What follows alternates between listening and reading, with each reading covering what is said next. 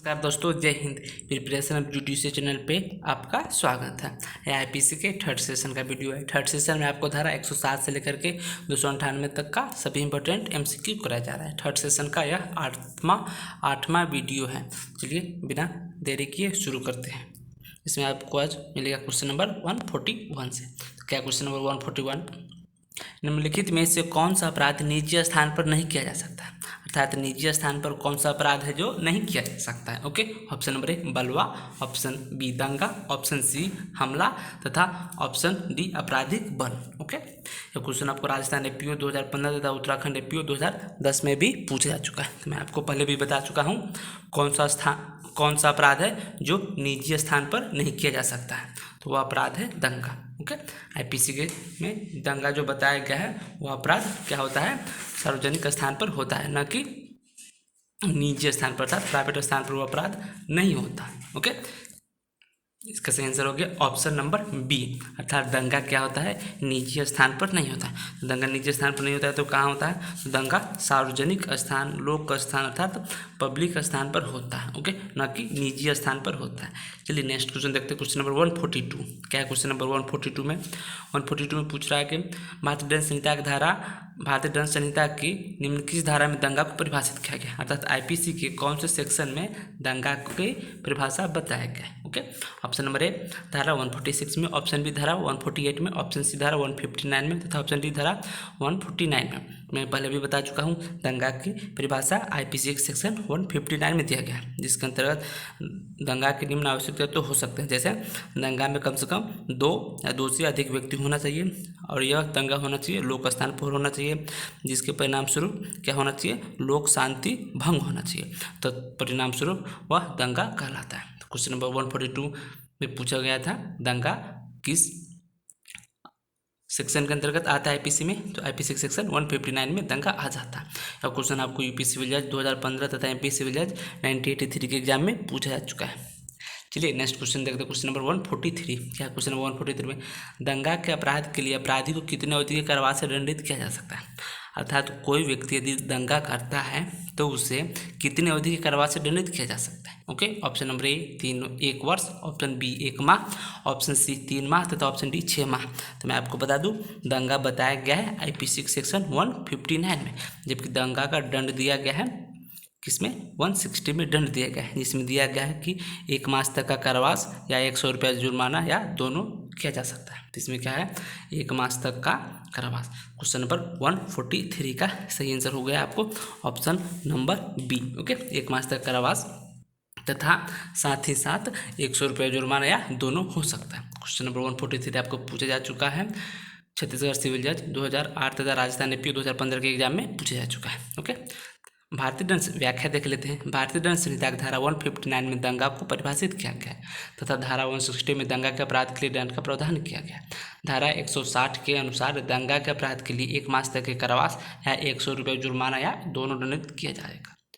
चलिए next question देखते हैं। क्वेश्चन नंबर 144 क्या? क्वेश्चन नंबर 144 में दंगा के अपराध के लिए निम्न में से क्या आवश्यक नहीं है? अर्थात दंगा के अपराध के लिए क्या आवश्यक तो नहीं है। ओके, ऑप्शन नंबर ए व्यक्तियों की संख्या 2 या 2 से अधिक हो, ऑप्शन बी व्यक्ति विधि विरुद्ध जमाव के सदस्य हो, ऑप्शन सी लड़ाई लोक स्थान में हो, ऑप्शन डी लोक शांति भंग होती है। ओके, ये क्वेश्चन आपको एमपीएपीओ 2002 के एग्जाम में पूछा जा चुका है। मैं आपको बता दूं क्वेश्चन नंबर 144 के अकॉर्डिंग दंगा के अपराध के लिए कौन सा आवश्यक तत्व नहीं है? तो उसका आवश्यक तत्व नहीं है कि व्यक्ति विधि विरुद्ध जमाव का सदस्य हो। यह आवश्यक नहीं है कि व्यक्ति विधि विरुद्ध जमाव का सदस्य है, जबकि दंगा के लिए व्यक्तियों की 2 या 2 से अधिक संख्या आवश्यक है तथा दंगा लोक स्थान पर होना चाहिए, यह भी आवश्यक है तथा इसके परिणाम स्वरूप क्या होना चाहिए? लोक शांति भंग होना चाहिए, तब दंगा होता है। ओके, क्वेश्चन नंबर 144 आपको पूछा जा चुका है एमपीएपीओ 2002 के एग्जाम में। ओके, चलिए मैं इसका व्याख्या बतला देता हूँ। भारतीय दंड संहिता की धारा 159 के अनुसार जब 2 या 2 से अधिक व्यक्ति लोक स्थान में लड़कर लोक शांति में विघ्न डालता है तब यह कहा जाता है कि वे दंगा करते हैं। ओके, चलिए नेक्स्ट क्वेश्चन देख लेते हैं। क्वेश्चन नंबर 145 इसमें क्या पूछ रहा है? गलत जोड़े को चुनना है। ओके, अपराध कम से कम आवश्यक तत्व व्यक्ति, अर्थात किसी अपराध में कम से कम कितने आवश्यक तत्व होते हैं? क्वेश्चन नंबर 145 के अकॉर्डिंग। ओके, तो क्या हो गया, कौन से अपराध में कितने आवश्यक, कम से कम कितने होने चाहिए, ये पूछ रहा है। ओके, अपराध हो गया कम से कम व्यक्ति। तो आपराधिक षड्यंत्र, ओके, आपराधिक षड्यंत्र में कम से कम कितने होने चाहिए, विधि विरुद्ध जमाव में कम से कम कितने होने चाहिए, बलवा में कम से कम कितने, या फिर दंगा में कम से कम कितने होने चाहिए। ओके, तो क्या करना है, गलत को सेलेक्ट करना है। तो दंगा में क्या लिखा गया है, दंगा में 5 या अधिक, या गलत है, जबकि दंगा में क्या होना चाहिए, दंगा में कम से कम 2 या 2 से अधिक व्यक्ति होना चाहिए। ओके, जबकि मैं आपको बता दूँ आपराधिक षड्यंत्र के लिए 2 या 2 से अधिक व्यक्ति होना चाहिए, एकदम सही है। तथा विधि विरुद्ध जमाव के लिए 5 या 5 से अधिक व्यक्ति होना चाहिए, भी सही है। जबकि बलवा के लिए होना चाहिए 5 या 5 से अधिक व्यक्ति, जबकि दंगा के लिए 5 या 5 से अधिक व्यक्ति न होकर के कितना व्यक्ति होना चाहिए, 2 या 2 से अधिक व्यक्ति। क्वेश्चन नंबर 145 का आंसर हो गया ऑप्शन नंबर डी। यह क्वेश्चन आपको MPAPU 1997 के एग्जाम में पूछा जा चुका है। चलिए नेक्स्ट क्वेश्चन देखते हैं, क्वेश्चन नंबर 146। क्या 146 में, हंगामा नामक अपराध के लिए निम्न बातों में से कौन से बात होनी चाहिए। ओके, क्या बोल रहा है, हंगामा नामक अपराध के लिए कौन से बातें लागू नहीं होती, ये पूछ रहा है। ओके, ऑप्शन नंबर ए, 2 या 2 से अधिक व्यक्ति के मध्य लड़ाई लागू, ओके, लड़ाई होनी चाहिए। ओके, ऑप्शन बी क्या बता रहा है, लड़ाई सार्वजनिक स्थान में होती हो। ऑप्शन सी, लड़ाई से सार्वजनिक संपत्ति शांति भंग हो। ऑप्शन डी, हंगामे के लिए कम से कम 5 या अधिक व्यक्ति होना चाहिए। ओके, क्या है, हंगामे का तात्पर्य होता है, क्या होता है, हंगामा का तात्पर्य होता है दंगा से। ओके, हंगामा को ही दंगा बोला जाता है। तो मैं आपको बता दूँ हंगामा के लिए कितना आवश्यक, कौन सा है जो बातें लागू नहीं होती है, तो उसके लिए बात लागू नहीं होती है, कम से कम 5 व्यक्ति होना चाहिए। जबकि क्या होता है, दंगे के लिए कम से कम 5 व्यक्ति ना होकर कम से कम 2 या 2 से अधिक व्यक्ति होना चाहिए दंगा के लिए। ओके, दंगे को ही हंगामा बोला जाता है। 146 क्वेश्चन आपको MPAPU 2002 के एग्जाम में पूछा जा चुका है। ओके, क्वेश्चन नंबर 146 का आंसर हो गया option number D. Next question है क्वेश्चन नंबर 147। 147 में क्या पूछ रहा है, निम्नलिखित में से कौन से धाराओं को दंड विधि संशोधन अधिनियम 2013 द्वारा भारतीय दंड संहिता में अंतस्थापित किया गया था। ओके, ऑप्शन नंबर धारा 376A को, ऑप्शन नंबर धारा 376B को, ऑप्शन सी धारा 166A को, 166B, 354C को, तथा ऑप्शन डी उपरोक्त सभी धाराओं का। ओके, क्वेश्चन ये पूछा जा रहा है कि दंड विधि संशोधन अधिनियम 2013 द्वारा IPC में कौन कौन से सेक्शन अंतर्स्थापित किया गया था। ओके, तो ये क्वेश्चन आपको उत्तराखंड PCSJ 2014 के एग्जाम में पूछा जा चुका है। ओके, मैं आपको बता दूँ कौन कौन से सेक्शन IPC के हैं जो अंतर्स्थापित किए गए थे 2013 में। सेक्शन 166A, सेक्शन 166B तथा 354C को 2013 में दंड विधि संशोधन द्वारा स्थापित किया गया था।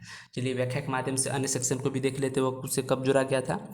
दंड विधि संशोधन अधिनियम 2013 द्वारा भारतीय दंड संहिता में निम्न धाराओं को स्थापित किया गया था। कौन कौन है, पहला हो गया आपको 166 कैपिटल A तथा 166 कैपिटल B, एंड दूसरा हो गया 326A एंड 326B, और हो गया आपको 354A, 344B, 354C तथा 354D। सभी धाराएं हैं जो दंड विधि संशोधन अधिनियम 2013 द्वारा IPC में अंतर्स्थापित किया गया था।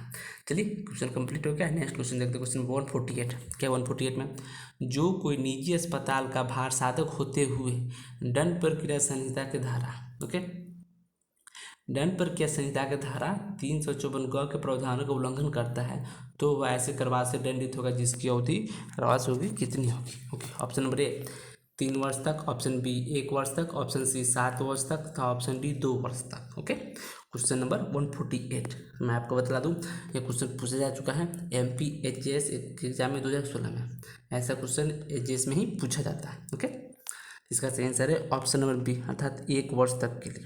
चलिए मैं इसको व्याख्या के माध्यम से स्पष्ट करने की कोशिश करता हूँ।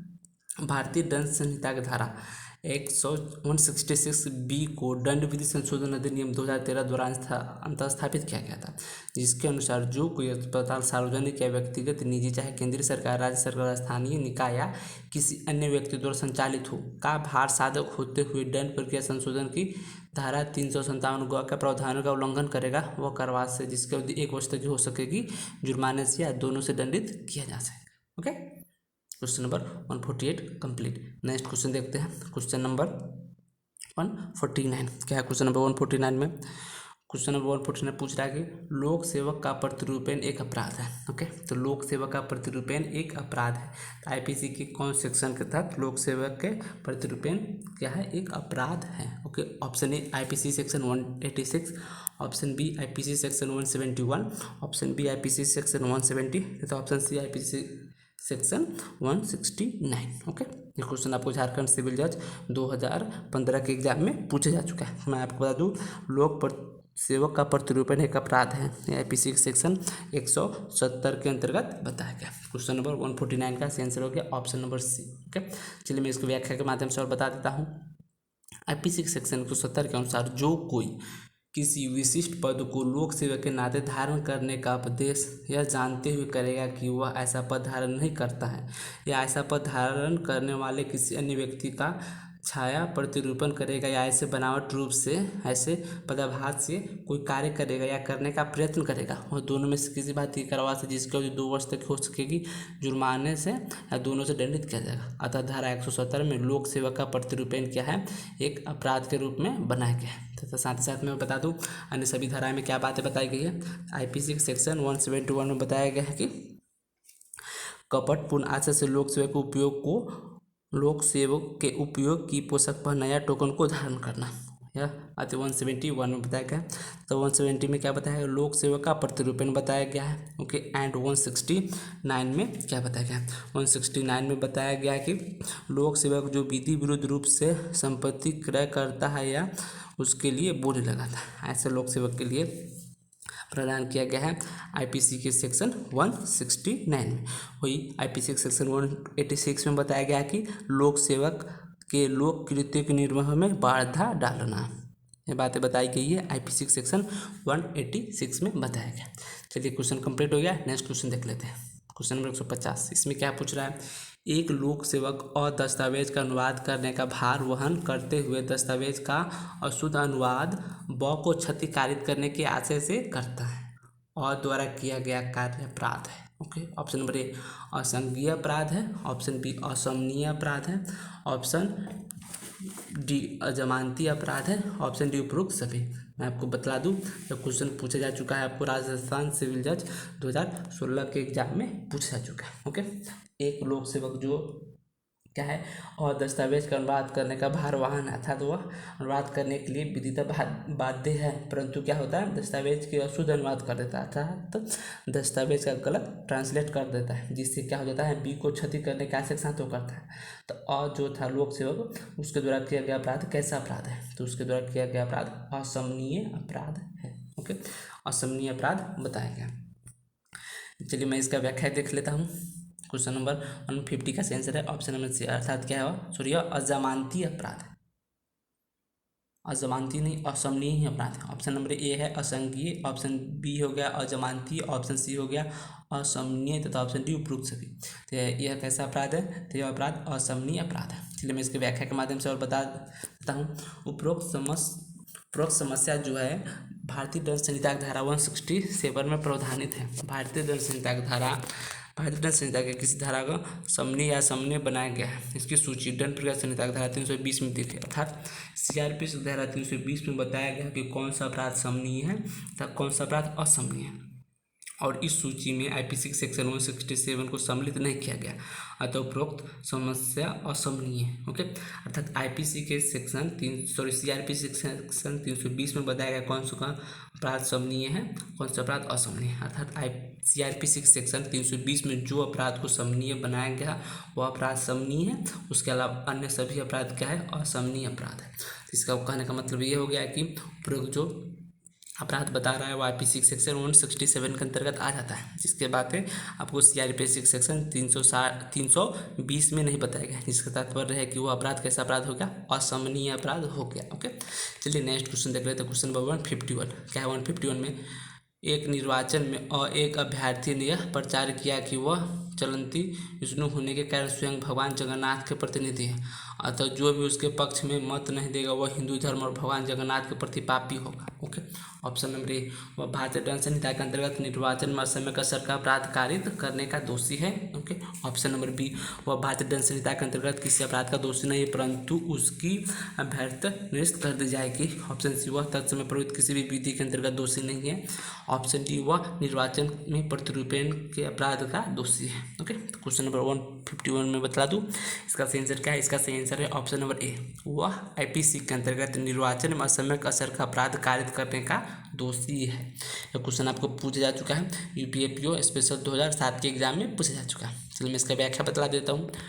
वह आईपीसी सेक्शन 171 गौ के अंतर्गत निर्वाचन में असमय असर डालने का अपराध कारित करता है। राजदेव बनाम गंगाधर 1964 का मामला इस पर प्रमुख है। ओके। चलिए नेक्स्ट क्वेश्चन देख लेते हैं। क्वेश्चन नंबर 152, इसमें क्या बताया गया, और जो कि रायपुर के जिला न्यायाधीश द्वारा जारी किए गए सम्मन के अनुपालन में साक्ष्य देने हेतु उपस्थित होने के लिए बाध्य है। सासे अदालत के सामने उपस्थित होने से विरत रहता है, अर्थात सासे अपने अर्थात आशय पूर्वक क्या करता है, वो न्यायालय के सामने उपस्थित होने से अपने आप को बचा लेता है, दूर कर लेता है। और आईपीसी के सेक्शन आईपीसी के कौन से सेक्शन के तहत दोषी होगा। ओके। ऑप्शन ए धारा 173, ऑप्शन बी धारा 174, ऑप्शन सी धारा 175 तथा ऑप्शन डी धारा 176। ओके। मैं आपको बता दूं, एक व्यक्ति है जो रायपुर के जिला न्यायाधीश द्वारा जारी किए गए सम्मन के पालन में क्या होता है, वहाँ पर उपस्थित होने के लिए बाध्य है परंतु वह सासे क्या होता है, उपस्थित होने से विरत रह जाता है। तो इसके लिए वह आईपीसी के कौन से सेक्शन के अंतर्गत दंड के भागी होगा। तो मैं आपको बता दूँ, वह आईपीसी के सेक्शन 174 के अंतर्गत दंड का भागी होगा। क्वेश्चन नंबर 152 का आंसर हो गया ऑप्शन नंबर बी। तो क्वेश्चन आपको पूछा जा चुका है, छत्तीसगढ़ सिविल जज 2014 के एग्जाम में पूछा जा चुका है। चलिए मैं इसका व्याख्या बतला देता हूँ। ओके। भारतीय दंड संहिता की धारा 174 के उपबंधों के अनुसार जो कोई किसी के द्वारा जारी किए गए सम्मन, सूचना, आदेश या उद्घोषणा के पालन में किसी स्थान, समय पर उपस्थित होने को बाध्य है, उस स्थान पर साथ विरत रहता है या लोप करता है या समय पूर्व चला जाता है तो सादा कार्रवाई जो माह या जुर्माने से जो 500 रुपये का हो सकेगा या दोनों से दंडित किया जाएगा। यदि वह स्थान जहां हाजिर होता है न्यायालय है तो कारावास 6 माह तक का तथा जुर्माना 1000 रुपये तक का हो सकता है। उपरोक्त जो प्रश्न था क्वेश्चन नंबर 174। ओके। उपरोक्त जो प्रश्न है वह आईपीसी के सेक्शन 174 की डिस्टांड इलस्ट्रेशन बी पर बेस्ड है। ओके, आधारित है उसी पर। चलिए नेक्स्ट क्वेश्चन देख लेते हैं। क्वेश्चन नंबर 153 क्या है। क्वेश्चन नंबर 153 में लोक सेवक का आदेश न मानकर गैर हाजिरी रहना संबंधित प्रावधान आईपीसी के कौन सेक्शन में बताएगा। अर्थात क्वेश्चन ये है कि लोक सेवक कोई आदेश देता है, ओके, स्वरूप अर्थात परिणाम स्वरूप उसके आदेश को न मानकर था उस आदेश को अनदेखा करके वह हाजिर होने से क्या होता है, अपने को बचा लेता है, अर्थात गैर हाजिर हो जाता है। ओके, क्वेश्चन नंबर 153 के अकॉर्डिंग देख ले तो इसका ऑप्शन ए क्या है, 174 के अंतर्गत वह आएगा, ऑप्शन बी 172 के अंतर्गत आएगा, ऑप्शन सी सेक्शन 174 के अंतर्गत आएगा तथा ऑप्शन डी सेक्शन 178 के अंतर्गत आएगा। यह क्वेश्चन आपको राजस्थान एपीओ 2015 के एग्जाम में पूछा जा चुका है। तो मैं आपको बता दूं, लोक सेवक आदेश न मानकर गैर हाजिरी रहने संबंधी प्रावधान आपको आईपीसी सेक्शन 174 में बतलाया गया। ओके, चलिए नेक्स्ट क्वेश्चन देख लेते हैं। क्वेश्चन नंबर 154 क्या बताया गया है उसमें, ये जो एक जिला न्यायालय के समक्ष दस्तावेज पेश करने के लिए वैध रूप से अबद्ध है उसके पेश करने का शासन लोप करता है। ए ने आईपीसी की किस धारा के अधीन अपराध किया है। ओके, ऑप्शन नंबर ए धारा 177, ऑप्शन बी धारा 173, ऑप्शन सी धारा 174, ऑप्शन डी धारा 175। क्वेश्चन आपको बिहार पीसीएस जे प्री 2009 के एग्जाम में पूछा जा चुका है। ओके, तो मैं आपको बता दूं क्वेश्चन नंबर 154 का सही आंसर होगा option number D, IPC section 175 के अंतर्गत क्या होगा, वह दोषी होगा। ओके, तो क्वेश्चन आपको बिहार पीसीएस 2009 के एग्जाम में पूछा जा चुका है। ओके, चलिए मैं इसका व्याख्या बतला देता हूँ। इसके व्याख्या में क्या जाता है, आईपीसी सेक्शन 175 या इलेक्ट्रॉनिक अभिलेख पेश करने के लिए वैध रूप से अबद्ध व्यक्ति का लोक सेवकों को दस्तावेज या इलेक्ट्रॉनिक अभिलेख पेश करने के लोप संबंधी अपराध का वर्णन करते हैं। अतः स्पष्ट है कि उपरोक्त दृष्टांत ए ने इसी धारा के अंतर्गत अपराध कारित किया है। ओके, चलिए नेक्स्ट क्वेश्चन देख रहे तो क्वेश्चन नंबर 155 क्या 155 में मिथ्या सूचना देना दंडित किया गया है। आईपीसी के अंतर्गत मिथ्या सूचना देना दंडित किया गया है, तो वह कौन से सेक्शन में के अंतर्गत दंडित किया गया है। ओके, चलिए मैं देख लेते हैं option number A IPC section 177 के तहत। ऑप्शन बी खाद्य अपमिश्रण निवारण अधिनियम 194 में दंडित किया गया है। ऑप्शन सी खाद्य सुरक्षा और मानक अधिनियम 2006 की धारा 61 में उसे दंडित किया गया है मिथ्या साक्ष्य देना, मिथ्या सूचना देना। ओके, तो ऑप्शन डी भारतीय दंड संहिता की धारा 177 व खाद्य सुरक्षा और मानक अधिनियम के 2006 की धारा 61 में क्या बताया गया है, मिथ्या सूचना देना को दंडित किया गया है। ओके, तो मिथ्या सूचना आईपीसी में मिथ्या सूचना देना दंडित किया गया है। तो इसके दंड के प्रावधान कहाँ बताया गया है, मैं आपको बतला दूँ। दंड देने का प्रावधान उसको आईपीसी सेक्शन 177 में दिया गया है। तो साथ ही साथ खाद्य सुरक्षा और मानक अधिनियम 2006 के धारा 61 में मिथ्या सूचना देना को दंडित बताया गया है, दंडित किया गया है। यह क्वेश्चन आपको राजस्थान एपीओ 2011 के एग्जाम में पूछा जा चुका है। क्वेश्चन नंबर 155 का सही आंसर है ऑप्शन नंबर डी। ओके, तो मैं आपको एक और बात बतला देता हूँ। आईपीसी सेक्शन 191 में क्या बताया गया है, मिथ्या साक्ष्य देना बताया गया है। ओके, एंड 192 में क्या है, मिथ्या साक्ष्य गढ़ना बताया गया है। ओके, एंड 177 में क्या है, मिथ्या इत्तला देना बताया गया। आईपीसी सेक्शन 177 एंड आईपीसी के सेक्शन 464 में क्या बताया गया है, मिथ्या दस्तावेज रचना बताया गया है। ओके, जबकि आईपीसी सेक्शन 195 में मिथ्या साक्ष्य देने की धमकी देना होता है। ओके, मिथ्या साक्ष्य देने का दंड बताया गया आपको आईपीसी सेक्शन 193 में मिथ्या साक्ष्य देने का दंड दिया गया। मैं फिर से दोहरा दूँ, आईपीसी सेक्शन 177 में मिथ्या इत्तला देना बतलाया गया है। आईपीसी सेक्शन 191 में मिथ्या साक्ष्य देना बतलाया गया है। आईपीसी के सेक्शन 192 में मिथ्या साक्ष्य गढ़ना बताया गया है। आईपीसी के सेक्शन 464 में मिथ्या दस्तावेज रचना को बताया गया है।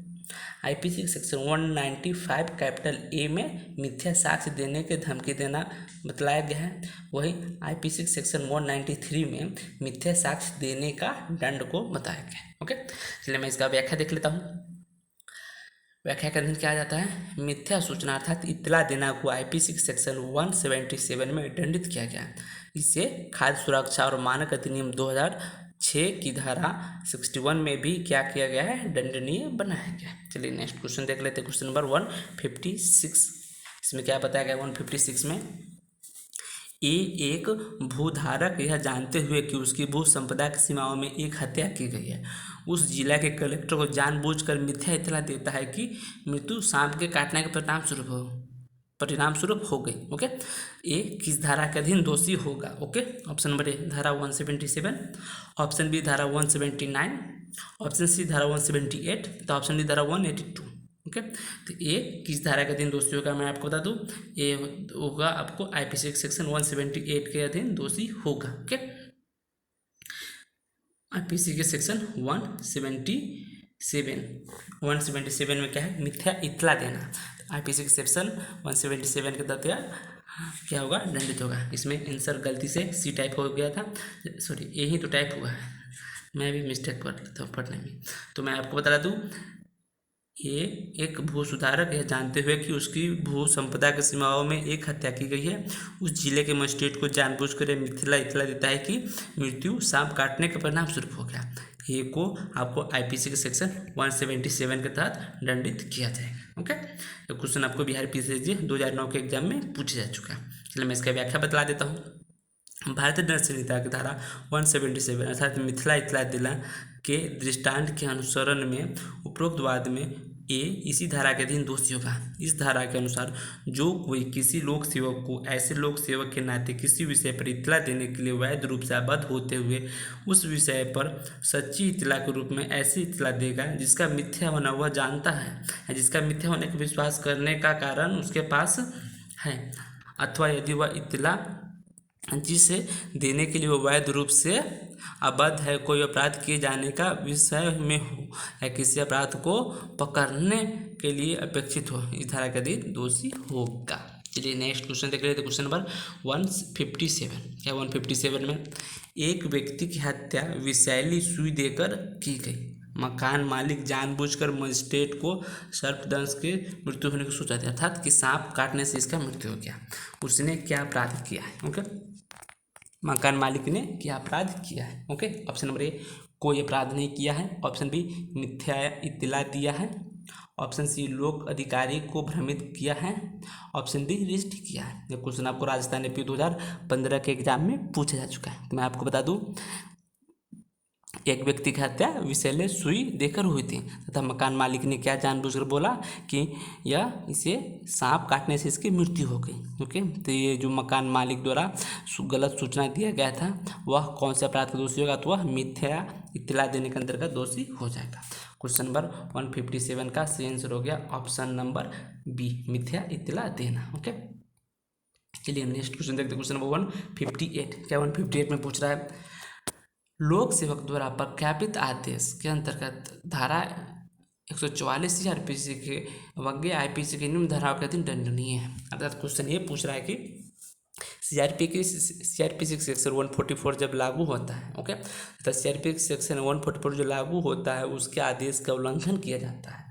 ओके, तो उसके तहत कौन से सेक्शन के तहत दंडनीय होगा आईपीसी में। ओके, ऑप्शन नंबर ए धारा 188, ऑप्शन बी धारा 186, ऑप्शन सी धारा 187, ऑप्शन डी धारा 151। यह क्वेश्चन आपको एमपीएपीओ 1993 में पूछा जा चुका है। ओके, मैं आपको बता दूं, सीआरपीसी के सेक्शन 144 के यदि कोई वायलेशन करेगा तो उसे आईपीसी के सेक्शन 188 के तहत क्या मिलेगा, 188 के तहत उसे दंड मिलेगा। ओके, क्वेश्चन आपको पूछा जा चुका है, एमपीएपीओ 1993 के एग्जाम में पूछा जा चुका है। ओके, सीआरपीसी के सेक्शन 144 का भंग करता है तो उसे क्या मिलेगा, उसे 188 के तहत मुकदमा होगा तथा वो दंड के भागी होगा। ओके, इसको याद करने का शॉर्ट तरीका है, देखिए सीआरपीसी सेक्शन 144 हो गया, 144 को डबल कीजिए 144,188। ओके, अर्थात सीआरपीसी के सेक्शन 144 का वायलेशन होगा तो आईपीसी के सेक्शन 188 में क्या होगा, वह दंड का भागी होगा। ओके, चलिए मैं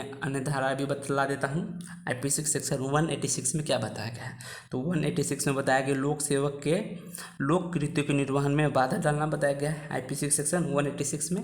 ओके, एंड 187 में बताया कि लोक सेवक की सहायता करने का लोभ जबकि सहायता देने के लिए विधि द्वारा बाध्य हो।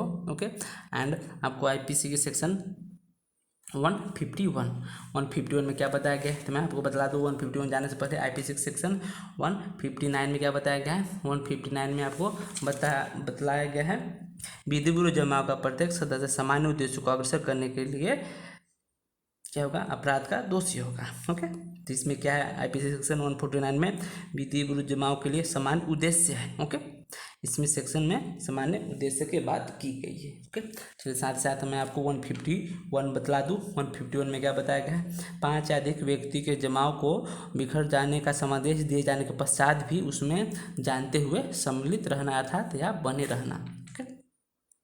क्वेश्चन आपको एमपीएपीओ 1983 के एग्जाम में पूछा जा चुका है। क्वेश्चन नंबर 158 में क्या बताया गया है, इसका सही आंसर है ऑप्शन नंबर ए, अर्थात आईपीसी के सेक्शन 188 के तहत वह दंड का भागी होगा यदि वह सीआरपीसी के सेक्शन 144 के आदेश का उल्लंघन करता है। तो चलिए मैं इसका व्याख्या बतला देता हूँ। लोक सेवक द्वारा प्रख्यापित आदेश के अंतर्गत सीआरपीसी की धारा 144 के अवज्ञा आईपीसी के सेक्शन 188 के अधीन क्या बनाता है, दंडनीय बना देता है। ओके, क्वेश्चन नंबर 159, इसमें क्या बताया गया है, लोक सेवक के लोक कृत्य के निर्वहन में बाधा डालना अपराध है। किसके अंतर्गत अपराध है, अर्थात लोक सेवक के लोक कृत्य के निर्वहन में बाधा डालना कौन से सेक्शन के तहत, कौन से धारा के तहत यह अपराध है। ओके, ऑप्शन नंबर ए धारा 182 आईपीसी, ऑप्शन बी धारा 184, ऑप्शन सी धारा 186 तो ऑप्शन डी धारा 188। सभी सेक्शन आईपीसी के ही हैं। मैं आपको बता दूँ ये क्वेश्चन राजस्थान एपीओ 2015 के एग्जाम में पूछा जा चुका है। ओके, तो 159 जो क्वेश्चन है, लोक सेवक के लोक कृत्यों के निर्वहन में बाधा डालने का अपराध आपको आईपीसी सेक्शन 186 के तहत क्या करता है, दंड के भागी बनाता है। ओके, क्वेश्चन नंबर 159 का सही आंसर हो गया ऑप्शन नंबर सी। इसलिए मैं इसका व्याख्या बता देता हूँ। आईपीसी के सेक्शन 186 के तहत जो कोई किसी लोक सेवक के कृत्य के निर्वहन में स्वेच्छा बाधा डालेगा वह दोनों में से किसी भारतीय कारावास से जिसकी अवधि 3 मास तक की हो सकेगी या जुर्माने से या जो 500 रुपये तक का हो सकेगा या दोनों में से दंडित किया जाएगा। ओके, चलिए क्वेश्चन नंबर 159 हो गया, 160 देखते हैं इस वीडियो का लास्ट क्वेश्चन। मिथ्या साक्ष्य देने का अपराध परिभाषित है। ओके, तो मिथ्या साक्ष्य देने का अपराध आईपीसी के कौन से सेक्शन में परिभाषित किया गया है, यह पूछा जा रहा है। Okay, option number A IPC के section 188। Okay, option B IPC के सेक्शन 182। ओके, एंड आईपीसी के सेक्शन सी में क्या बताया गया है, आईपीसी के सेक्शन 191 में बतलाया गया है। Okay, and option D IPC के सेक्शन 192 में बतलाया गया है। मैं आपको पहले भी बतला चुका हूँ, मिथ्या साक्ष्य देना यह आईपीसी के कौन से साक्ष्य में बताया गया है, आईपीसी के सेक्शन 191 में मिथ्या साक्ष्य को बतलाया गया है। मैं फिर से आपको दोहरा दूँ, आईपीसी के सेक्शन 177 में मिथ्या इत्तला देना बतलाया गया है। ओके, एंड आईपीसी के सेक्शन 191 में मिथ्या साक्ष्य देना, एंड 192 में मिथ्या साक्ष्य गढ़ना, एंड 193 में मिथ्या साक्ष्य देने का दंड बताया गया है। ओके, वही आईपीसी के सेक्शन 464 में क्या बतलाया गया है, मिथ्या दस्तावेज रचना को बतलाया गया। ओके, क्वेश्चन था कि मिथ्या साक्ष्य देना का अपराध परिभाषित किया गया है, यह कहाँ परिभाषित किया गया है, आईपीसी के सेक्शन 191 में इसे परिभाषित किया गया है। ओके, क्वेश्चन आपको एमपीएपीओ 1997 में पूछा जा चुका है। मैं आपको बता दूं, मिथ्या साक्ष्य देना भारतीय दंड संहिता की धारा 191 में परिभाषित है, जबकि 192 में मिथ्या साक्ष्य गढ़ना को बतलाया गया है। ओके, अपना कीमती समय मेरे साथ साझा करने के लिए आपका बहुत बहुत शुक्रिया। Thanks for watching.